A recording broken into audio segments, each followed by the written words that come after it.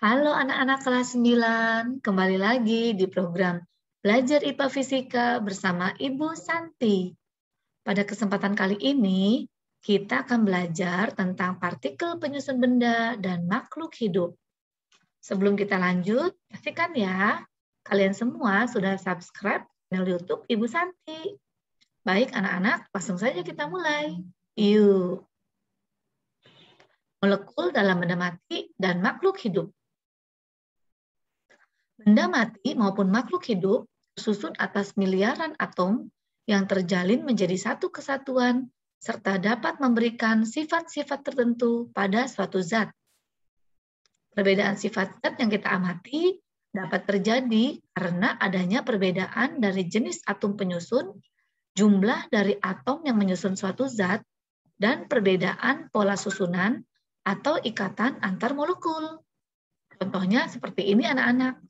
Kalau kalian lihat di sini, ada molekul air, H2O, yang terdiri dari 2 atom hidrogen dan 1 atom oksigen. Kemudian ada molekul garam dapur, yang tersusun dari 1 atom Na dan 1 atom Cl. Berikutnya ada molekul karbon monoksida, yang terdiri dari 1 atom karbon dan 1 atom oksigen. Yang terakhir, molekul karbon dioksida, terdiri dari 1 atom karbon dan 2 atom oksigen. Nah, anak-anak, kalau kalian perhatikan, untuk molekul karbon monoksida dan karbon dioksida, ini perbedaannya pada jumlah atom oksigennya ya. Karbon monoksida hanya terdiri dari 1 oksigen dan 1 karbon. Sedangkan pada molekul karbon dioksida itu ada 2 atom oksigen dan 1 atom karbon. Tetapi sifat yang dimiliki oleh molekul karbon monoksida dan karbon dioksida sangatlah berbeda anak-anak. Karbon monoksida itu mempunyai sifat beracun dan berbahaya. Sedangkan karbon dioksida itu sifatnya menimbulkan efek panas. Dari mana kita bisa tahu? Kalian bisa meletakkan jari kalian di bawah hidung. Kita tahu ya anak-anak ya bahwa manusia bernafas itu memerlukan oksigen dan mengeluarkan karbon dioksida. Jadi ketika kita meletakkan jari kita di bawah hidung, kita akan merasakan adanya hembusan udara gitu ya, yaitu karbon dioksida hasil dari pernafasan, dan kita akan merasakan hangat anak-anak. Jadi sekali lagi, karbon dioksida itu hanya menimbulkan efek panas atau hangat, tapi tidak beracun. Berbeda dengan karbon monoksida. Selanjutnya, kita akan belajar mengenai perkembangan teori atom. Sebenarnya atom itu apa sih? Kita akan sama-sama menyaksikan penjelasan melalui video yang sudah dibuat oleh Ibu Santi. Mari anak-anak tetap fokus dan konsentrasi.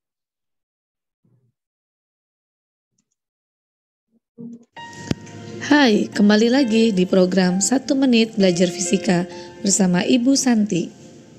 Kali ini kita akan belajar mengenai perkembangan teori atom. Demokritos menyatakan bahwa atom merupakan bagian terkecil dari suatu benda yang sudah tidak dapat dibagi lagi. Menurut Demokritos, atom seperti sebuah bola pejal. Kemudian pendapat beliau diuji oleh John Dalton. Ternyata John Dalton sepakat dengan Demokritos, yaitu atom adalah bagian terkecil dari suatu benda. Atom sudah tidak bisa dibagi-bagi lagi. J.J. Thomson mempunyai pendapat yang berbeda. Menurut beliau, atom seperti kue kismis yang terdiri dari bagian tepung dan taburan kismisnya. Muatan positif seolah-olah sebagai tepungnya dan muatan negatif sebagai kismisnya. Ernest Rutherford menyatakan bahwa atom seperti tata surya, di mana muatan positif berkumpul di tengah, berperan sebagai pusat, dan negatif bergerak mengelilinginya. Menurut Rutherford, atom seperti tata surya kita. Dan yang terakhir, Niels Bohr. Menurut Niels Bohr, inti atom terdiri dari muatan positif dan netral, sedangkan muatan negatif bergerak mengelilingi inti atom. Ya, anak-anak, tadi kita sudah sama-sama ya menyaksikan perkembangan teori atom. Nah, Bu Santi akan menambahkan penjelasan gitu ya mengenai perkembangan teori atom ini anak-anak. Yang pertama tadi diawali dari ini ya, Demokritos anak-anak. Demokritos itu mempunyai pendapat bahwa atom merupakan bagian terkecil dari suatu benda yang sudah tidak dapat dibagi lagi. Mungkin Demokritos ya memikirkan gitu loh anak-anak. Kira-kira suatu benda itu kalau diperkecil, dipotong gitu ya, dipotong terus gitu ya. Kira-kira nanti akan tercapai atau mencapai kondisi yang seperti apa gitu ya. Dan dari hasil pemikiran beliau, akhirnya beliau berpendapat bahwa ada suatu kondisi di mana bagian terkecil dari suatu benda itu sudah tidak bisa dibagi lagi anak-anak. Nah, pendapat Demokritos ini yang mengungkapkan bahwa atom ya, jadi ini istilah pertama nih anak-anak ya muncul istilah atom, yaitu dari Demokritos. Bahwa atom itu bagian terkecil dari suatu benda yang sudah tidak bisa dibagi lagi. Atau atom itu seperti bola pejal. Nah, perlu kalian ketahui, pendapat Demokritos ini sempat diterima loh oleh masyarakat pada umumnya selama ratusan bahkan ribuan tahun anak-anak. Nah, kemudian pendapat beliau ini diuji oleh ilmuwan John Dalton gitu ya, karena John Dalton ini katanya basicnya ini kimia, jadi John Dalton melakukan percobaan sederhana kimia anak-anak. Nah, dari percobaan yang John Dalton lakukan, John Dalton membuat sebuah kesimpulan bahwa atom memang bagian terkecil dari suatu benda yang sudah tidak bisa dibagi lagi. Artinya, John Dalton ini sepakat atau setuju dengan pendapatnya Demokritos. Nah, ketika si John Dalton ini mempublish gitu ya, jadi John Dalton mempublikasikan hasil percobaannya dan kesimpulan dari percobaan yang ia lakukan bahwa atom itu seperti bola pejal, sudah tidak bisa dibagi lagi gitu ya. Nah, pendapat John Dalton ini menarik gitu ya perhatian fisikawan bernama J.J. Thomson anak-anak. J.J. Thomson kemudian melakukan penelitian sendiri. Jadi Thomson ini melakukan percobaan sendiri gitu ya, di mana hasil percobaan Thomson itu menghasilkan sebuah gagasan baru, di mana menurut Thomson atom tuh ternyata bisa dibagi dua gitu ya. Ada dua bagian utama, yaitu bagian positif dan bagian negatif. Dan menurut Thomson, kurang lebih bentuknya atom tuh seperti kue kismis anak-anak, di mana ada bagian tepung dan kismis gitu ya. Nah, yang berperan sebagai tepung itu adalah muatan positif, sedangkan yang berperan sebagai kismisnya itu adalah yang muatan negatifnya. Jadi anak-anak seperti ini nih kurang lebih ya teori atom menurut J.J. Thomson yang disebut sebagai teori atom kue kismis. Muatan negatif itu tersebar merata di seluruh bagian muatan positifnya. Nah, berikutnya pendapat J.J. Thomson ini juga diuji kembali oleh fisikawan lainnya yang bernama Ernest Rutherford. Ernest Rutherford melakukan percobaan sederhana gitu ya dengan menembakkan sinar alfa mengenai kertas emas gitu ya. Dan dari hasil percobaan dan pengamatan beliau, akhirnya Ernest Rutherford mengemukakan pendapat yang berbeda dengan J.J. Thomson. Yaitu menurut Rutherford, atom itu bukan seperti kue kismis, tetapi lebih mirip ke tata surya anak-anak. Makanya teori atom Ernest Rutherford kemudian dikenal sebagai teori tata surya, di mana menurut Rutherford, muatan positif itu berkumpul di tengah, menjadi pusat. Sedangkan muatan negatif itu bergerak mengelilingi muatan positifnya. Jadi dari sini anak-anaknya kita bisa tahu bahwa pendapat atau teori tentang atom itu mengalami perubahan ya dari waktu ke waktu. Dari Demokritos, John Dalton, J.J. Thomson, kemudian ke Ernest Rutherford. Dengan adanya pendapat Rutherford ini, otomatis ya, pendapat-pendapat sebelumnya gugur anak-anak, atau dapat dikatakan salah. Nah, ini belum selesai nih anak-anak. Pendapatnya Ernest Rutherford juga akhirnya diuji kembali gitu ya oleh Niels Bohr. Nah, menurut Niels Bohr gitu ya. Jadi Niels Bohr ini dia menyempurnakan pendapat dari Rutherford anak-anak. Jadi menurut Niels Bohr pendapatnya Rutherford tuh nggak sepenuhnya salah gitu tuh, tapi perlu ada syarat-syarat tertentu. Nah, ini pendapat atom menurut Niels Bohr yang masih relevan digunakan sampai saat ini anak-anak. Karena teori atom Niels Bohr ini masih dapat menjelaskan fenomena-fenomena fisika yang terjadi di sekitar kita. Menurut Niels Bohr gitu ya, atom itu terdiri dari inti atom, di mana di dalam inti atom itu ada muatan positif dan netral. Sedangkan muatan negatif itu mengelilingi inti atomnya dengan aturan tertentu. Jadi anak-anak, selanjutnya teori atom yang akan kita bahas adalah teori atom yang Niels Bohr. Kita lanjut ya. Atom dan partikel penyusunnya. Nah, ini anak-anak, berdasarkan teori atom Niels Bohr gitu ya, atom itu terdiri dari tadi ya, ada inti atom yang tersusun dari partikel bermuatan positif, yaitu nanti disebutnya proton, dan partikel netral yang disebut dengan neutron. Kemudian ada kulit atom, di mana pada kulit atom ini kita dapat menemukan partikel bermuatan negatif yang selanjutnya disebut dengan istilah elektron. Jadi atom sebenarnya tersusun oleh 3 partikel yang bermuatan positif, proton, netral, neutron, dan negatif, elektron.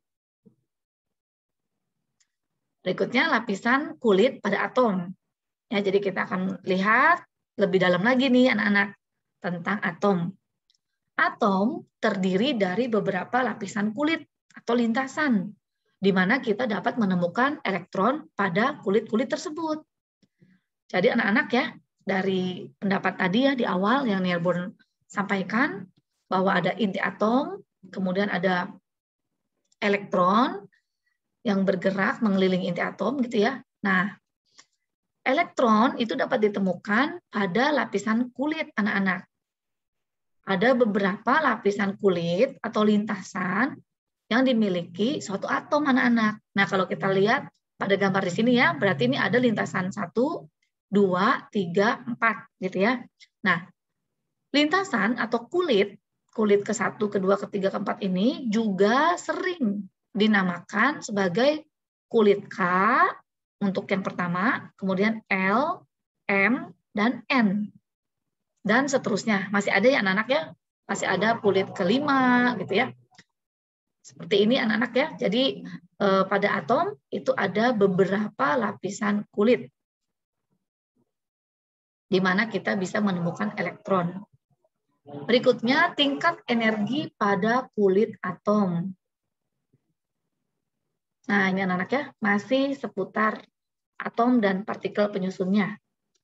Ternyata anak-anak, lapisan-lapisan atau kulit-kulit yang terdapat pada atom itu memiliki tingkatan energi yang berbeda. Nah, semakin dekat dari inti atom, jadi ini ya, kulit yang paling dekat dengan inti atom, itu energinya semakin rendah atau kecil.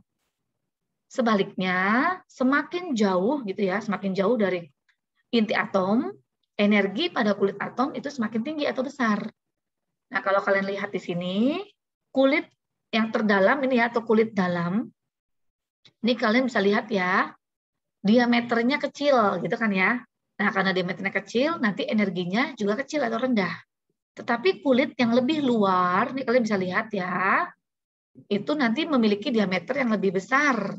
Nah, diameter lebih besar itu nanti ternyata memiliki energi juga yang lebih tinggi, atau energi yang nilainya lebih besar juga anak-anak. Seperti itu. Bisa ya? Kita lanjut. Perpindahan elektron antar kulit. Jadi tadi kita udah belajar ya bahwa kulit-kulit pada atom itu memiliki tingkatan energi yang berbeda.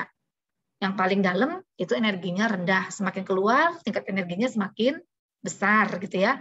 Nah, sekarang kita akan belajar ternyata elektron itu bisa loh mengalami perpindahan dari kulit satu ke kulit yang lainnya. Yuk kita lihat penjelasannya anak-anak. Elektron dapat berpindah dari satu kulit ke kulit lainnya. Saat elektron berpindah dari kulit dalam keluar, maka prosesnya menyerap atau perlu energi. Ini anak-anak, ya masih ingat ya tadi, kulit dalam tingkat energinya rendah.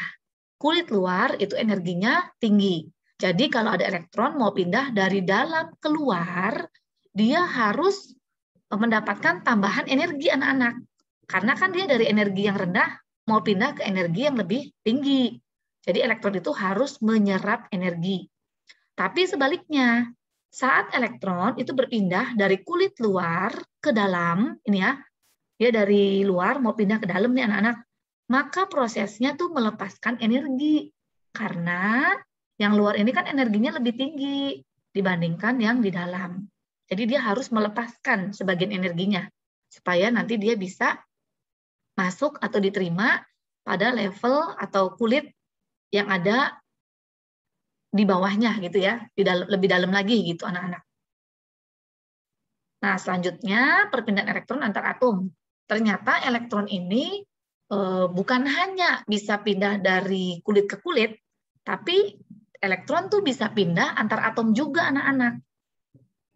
Dengan ketentuan sebagai berikut ya anak-anak ya. Selain berpindah antar kulit, elektron dapat berpindah dari satu atom ke atom lainnya. Elektron yang terletak pada kulit atom paling luar akan mendapatkan gaya tarik yang lemah dari inti atom. Jadi semakin jauh elektron dari inti, itu gaya tariknya semakin lemah anak-anak. Gaya sama energi beda ya. Nah, oleh karena itu, elektron pada kulit atom paling luar mudah lepas atau bisa berpindah gitu anak-anak. Contohnya seperti ini. Misalnya di sini ya, ada atom Na dan atom Cl. Atom Na pada kulit terluarnya memiliki 1 elektron. Sedangkan atom Cl pada kulit terluarnya memiliki 7 elektron. Nah, anak-anak pada kondisi seperti ini, atom Na dan Cl ini kurang stabil anak-anak.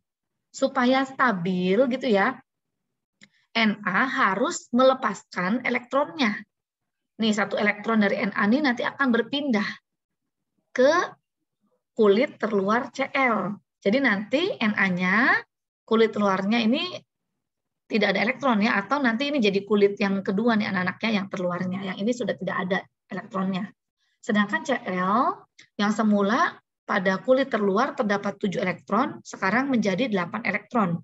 Dan kondisi seperti ini anak-anak ya, Na dan Cl menjadi lebih stabil. Ketika Na melepaskan 1 elektron, maka nanti Na akan menjadi bermuatan positif. Dan Cl, ya atom Cl yang menerima 1 elektron, jadi Cl-nya ini ketambahan elektron 1 gitu ya, dia akan menjadi bermuatan negatif anak-anak, karena dia ketambahan 1 elektron. Seperti itu. Jadi sekali lagi, perpindahan elektron antar atom itu sebenarnya punya tujuan untuk menstabilkan atom tersebut gitu ya, supaya lebih stabil kondisinya. Ini proses ionisasi. Nah, atom yang mengalami perubahan jumlah elektron akan menjadi bermuatan listrik dan prosesnya disebut proses ionisasi.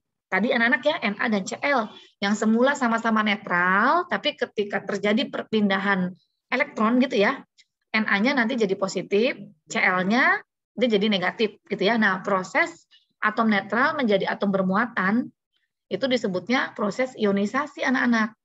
Untuk lebih jelasnya kita akan menyaksikan video penjelasan dari Bu Sandi juga. Ya, jadi ini video ada di dalam video anak-anak. Kita simak bersama. Hai, kembali lagi di program 1 Menit Belajar Fisika bersama Ibu Santi. Pada kesempatan kali ini, kita akan belajar mengenai struktur atom. Atom terdiri dari inti atom yang disusun oleh muatan positif dan muatan netral, sedangkan muatan negatif bergerak mengelilingi inti atom. Untuk selanjutnya, muatan negatif disebut elektron, muatan positif disebut proton, dan muatan netral disebut neutron. Partikel yang dapat bergerak bebas dalam atom adalah elektron.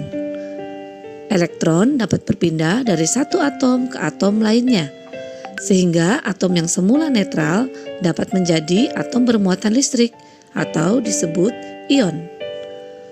Atom netral adalah atom dengan jumlah proton sama dengan jumlah elektronnya.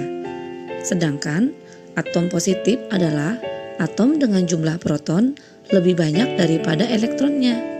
Atom positif disebut juga sebagai ion positif atau kation. Dan atom negatif adalah atom dengan jumlah elektron lebih banyak daripada protonnya. Atom negatif disebut juga sebagai ion negatif atau anion. Oke anak-anak, jadi ini ya penjelasan singkat tentang proses ionisasi, yaitu perubahan dari atom yang netral menjadi bermuatan listrik karena elektronnya berpindah dari satu atom ke atom lainnya. Jadi anak-anak yang perlu kalian ketahui di sini, ini anak-anak, sebentar, nah ini dia. Ini tadi kan inti atom terdiri dari proton dan neutron. Nah, partikel dalam atom yang bisa bergerak bebas itu hanya elektron anak-anak. Sedangkan untuk proton dan neutron itu terikat kuat di dalam inti atom. Jadi yang hanya bisa berpindah-pindah itu hanya elektron ya anak-anak ya. Bisa pindah dari satu kulit ke kulit lainnya. Bisa pindah dari satu atom ke atom lainnya. Nah nanti di materi kita selanjutnya listrik statis kita akan belajar ternyata elektron tuh bisa juga berpindah dari satu benda ke benda lainnya. Nanti akan dibahas di materi kita berikutnya anak-anak. Selanjutnya nomor atom dan nomor massa. Ini lambang atom ya anak-anaknya atau unsur. Nah, kita lihat di sini X ini menunjukkan atom atau unsurnya. Sedangkan A ini menunjukkan nomor massa. Ya. Z ini ya Z ini menunjukkan nomor atom. Jadi atom itu di alam tuh banyak anak-anak ya. Dan apa nih ditempatkan gitu ya unsur-unsur atau atom itu ditempatkan dalam suatu tabel periodik. Nanti kalian akan pelajari lebih lanjut tentang tabel periodik di SMA pelajaran kimia anak-anak. Nah ini anak-anak ini lambang dari atom atau unsur secara ini berlaku internasional ya anak-anak ya. Jadi kalian kalau nanti studi lanjut misalnya ke luar negeri gitu ya, ya sama ini ya ini berlaku seperti ini simbolnya. Nah kita akan lihat A atau nomor massa itu apa sih gitu ya. Nomor massa atau dilambangkan dengan huruf A besar, ini menunjukkan jumlah partikel penyusun inti atom, yaitu proton dan neutron. Jadi ini anak-anak yang atas ya, nomor massa, ini menunjukkan banyaknya proton dan neutron di dalam inti atom. Sedangkan Z, ini ya, nomor atom, ini menunjukkan jumlah elektron. Pada atom netral, jumlah elektron sama dengan jumlah proton. Ya, tadi kalian udah simak bersama kan penjelasannya atom netral itu ketika jumlah positif dan negatifnya sama atau seimbang. Atau bisa dikatakan jumlah elektron sama dengan jumlah protonnya. Jadi kalau atomnya netral, Z ini bisa untuk menunjukkan jumlah elektron sekaligus jumlah proton anak-anak. Nah ini untuk atom netralnya catatannya nih. Jumlah elektron sama dengan jumlah proton sama dengan ini Z-nya. Jumlah neutron, berarti jumlah neutronnya bisa kita hitung ya. Dari A dikurangi Z. Ya kan, tadi kan A itu proton ditambah neutron. Nah, kalau kita mau hitung neutronnya aja, berarti kan tinggal A dikurangi Z. Z itu jumlah proton gitu anak-anak. Kita akan coba ya. Tentukan jumlah elektron, proton, dan neutron dari atom berikut. Nah, ini anak-anak contohnya ada atom Na. Ini ada kita lihat ya. Diketahui A-nya atau nomor massanya 23. Jadi ini 23 itu menunjukkan jumlah proton dan neutron di dalam inti atom ya anak-anak ya. Kemudian ada nomor atom, ini ya nomor atom Z, ini 11. Nah, yang ditanya jumlah elektron, proton, dan neutron anak-anak. Jawab. Ini yang kita bahas di sini masih atom netral ya anak-anak ya. Jadi jumlah elektron sama dengan jumlah protonnya yang ditunjukkan oleh Z, yaitu 11. Jadi pada atom Na ini dia memiliki 11 elektron dan 11 proton karena dia netral anak-anak. Kemudian untuk mencari jumlah neutron berarti tinggal A dikurangi Z anak-anak. Kan tadi A itu menunjukkan jumlah proton dan neutron ya. Padahal dari 23 ini 11-nya tuh proton gitu tuh. Jadi neutronnya tinggal 23 dikurangi 11. Hasilnya 12 ya. Jadi inti atomnya itu ada 12 neutron dan 11 proton anak-anak. Dan elektronnya ada 11 juga. Ini atomnya netral. Contoh kedua, ini ada G ya. Diketahui ini nomor masanya 73 dan nomor atomnya 32. Sama ya ditanyanya jumlah elektron, proton, dan neutron. Maka kita jawab karena di atom netral jumlah elektron sama dengan jumlah protonnya yang ditunjukkan oleh nomor atom yaitu sebanyak 32. Jadi elektronnya ada 32, protonnya juga ada 32 anak-anak. Selanjutnya jumlah neutron, berarti tinggal A dikurangi Z ya. 73 dikurangin 32, itu nanti ada 41. Ini jumlah neutron pada atom G di sini. Bisa ya anak-anak? Kita akan lanjut ke materi berikutnya. Konfigurasi elektron. Apa itu konfigurasi elektron? Konfigurasi elektron adalah susunan elektron di dalam suatu atom. Menurut model atom Born, atom mempunyai tingkat-tingkat energi yang disebut kulit-kulit atom. Ini ya sudah kita bahas sebelumnya tadi anak-anaknya di depan. Seperti ini anak-anak, jangan lupa. Jadi konfigurasi ini sebenarnya persebaran elektron pada kulit-kulit atom gitu anak-anak ya. Kita lihat berikutnya, elektron pada kulit atom. Nah, seperti ini anak-anak. Tadi ada kulit K, kulit L, dan kulit M. Kita lihat. Jumlah elektron maksimal, jadi batas maksimal atau batas terbanyak gitu ya, jumlah terbanyaknya pada setiap kulit itu ternyata berbeda-beda anak-anak. Nggak sembarangan gitu tuh ada aturannya. Nah, kita lihat di sini. Untuk kulit K, atau ini kulit pertama ya, N sama dengan 1, ini sama aja kulit pertama anak-anak. Jumlah elektron terbanyaknya itu hanya 2 elektron. Kemudian kulit L, ya ini lapisan kedua, itu jumlah elektron maksimalnya hanya 8 elektron. Jadi nggak boleh L ini diisi 9, nggak mungkin ya. Maksimal hanya terisi 8. Selanjutnya kulit M, ini ya kulit ketiga, jumlah elektron maksimal yang bisa mengisi itu hanya 18 elektron anak-anak. Nah, dan seterusnya ya kulit N gitu ya, K, L, M, N, O gitu ya. Ternyata ini ada aturannya anak-anak. Nih, untuk menghitung atau menentukan jumlah elektron maksimal pada kulit kesekian gitu ya, kulit ke N, itu rumusnya adalah 2 dikali N kuadrat.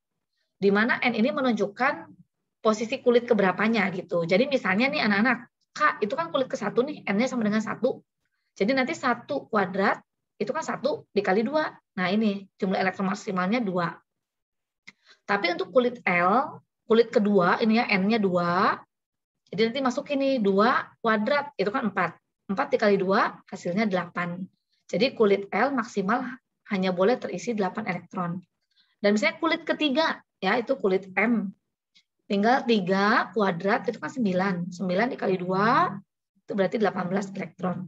Jadi jumlah elektron maksimal pada tiap-tiap kulit itu memenuhi persamaan atau rumus 2 dikali N kuadrat, anak-anak.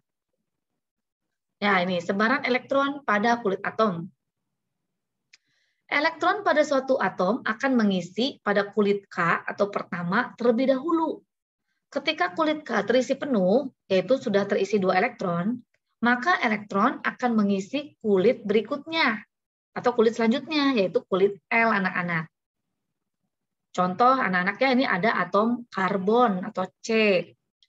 Atom karbon, nah untuk ini ya sebaran elektron, kita hanya fokus ke jumlah elektron ya anak-anak ya.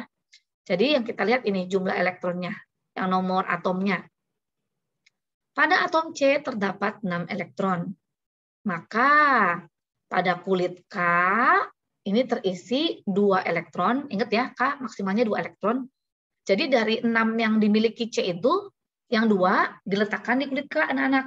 Nah, kemudian sisanya, berarti kan 4 ya sisanya ya, itu diletakkan di kulit L atau kulit kedua. Maka konfigurasi elektron atom C dapat ditulis sebagai berikut anak-anak. 2 gitu ya, terus spasi 4. Jadi dikasih spasi. Ini menunjukkan kulit ke-1, ini kulit kedua anak-anak. Jadi pada kulit pertama ada 2 elektron, kulit kedua ada 4 elektron. Seperti itu. Nah, contoh konfigurasi elektron pada atom lainnya nih anak-anak. Ini misalnya atom Na. Ya. Pada atom Na itu terdapat 11 elektron. Ini ya nomor atomnya nih, menunjukkan jumlah elektron. Ada 11. Maka anak-anak, dari 11 itu kita distribusikan ya, atau kita sebarkan nih, kita posisikan, kita letakkan gitu. Diambil 2 elektron untuk kulit K gitu ya. Jadi 2 elektron untuk kulit K. Kemudian untuk kulit L itu kita isi 8 elektron. Maka K dan L ini sudah terisi jumlah elektronnya 10, ya kan? Padahal Na punya 11 elektron. Jadi tersisa 1 elektron. 1 elektron itu mengisi kulit M atau kulit ketiga anak-anak. Konfigurasi elektron untuk atom Na, itu nanti ini anak-anak. 2, 8, 1. Jadi pada kulit pertama ada 2 elektron, kulit kedua hanya terisi 8 elektron ya. Dan kulit ketiga ini terisi sisanya 1 elektron. Kan 2 ditambah 8 ditambah 1 hasilnya 11 elektron. Berikutnya contoh yang kedua. Ini atom Ca ya, kalsium. Pada atom Ca terdapat 20 elektron anak-anak. Nah, 20 ini kita sebarkan gitu ya ke kulit K, L, M gitu kan ya. Kita lihat nih. Pada kulit K itu terisi 2 elektron. Sesuai ketentuan ya, K maksimal hanya 2 elektron.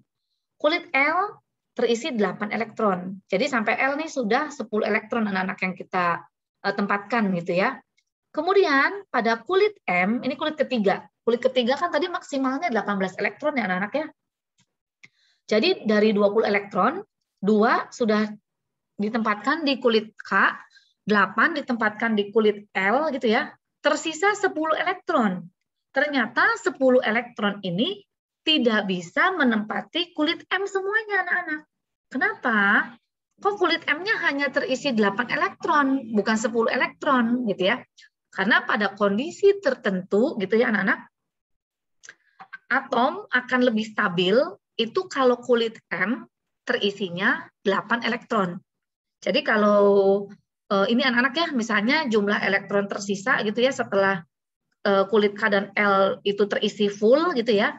Misalnya sisanya lebih dari 8 elektron, maka yang mengisi kulit M itu hanya 8 anak-anak. Jadi kulit M itu kalau diisi 9 atau 10 elektron, maka nanti atomnya tuh tidak stabil kondisinya. Nah, karena atom itu cenderung pengennya dalam kondisi stabil, maka M hanya terisi atau diisi 8 saja. Sisanya mengisi kulit selanjutnya, yaitu kulit N. Jadi sisa 2 elektron itu mengisi kulit N anak-anak. Bukan 10 di M gitu ya sekali lagi. Jadi kulit M ini untuk kondisinya stabil, dia terisi 8 atau 18 pilihannya. Ya. Tapi kalau misalnya nih, elektron pada suatu atom hanya jumlahnya misalnya 17. Ya udah berarti kalau 17 kan 2 di K, 8 di L, sisanya kan 7. Nah, 7-nya kan belum melewati 8, jadi boleh terisi di M. Jadi kulit M ini bisa terisi 1, 2, 3, 4, 5, 6, 7, 8 gitu ya anak-anaknya. Tapi kalau 9 itu membuat atomnya tidak stabil. Jadi kalau 9, ya udah yang 1 ditaruh atau diletakkan di kulit berikutnya. Kulit N, seperti itu. Nah, Kalau ini sisanya kan tadi 2 elektron. Jadi 2 elektronnya mengisi kulit N anak-anak. Yang di M hanya 8 elektron agar atomnya stabil. Nah, konfigurasi elektron atom Ca jadi seperti ini. Ada 4 kulit yang terisi elektron ya. Kulit pertama 2 elektron, kemudian kulit kedua 8 elektron, kulit ketiga juga 8 elektron, dan kulit keempat terisi 2 elektron. Seperti ini. Oke anak-anak, untuk materinya sampai di sini. Kita akan lanjut di video berikutnya. Sekali lagi, semoga penjelasan dari Bu Santi ini dapat membantu proses belajar kalian dari rumah masing-masing dan menambah pengetahuan juga wawasan kalian. Silakan kalian nanti mencoba mengerjakan latihan soal yang ada tentang nomor massa dan nomor atom dan konfigurasi elektron ini. Ya, terima kasih yang sudah menyaksikan tayangan penjelasan video Bu Santi dari awal sampai akhir tanpa di-skip. Jangan lupa ya, subscribe channel YouTube Ibu Santi. Baik anak-anak, Ibu akhiri penjelasan kali ini. Sampai bertemu di video penjelasan berikutnya. Dadah, Tuhan memberkati.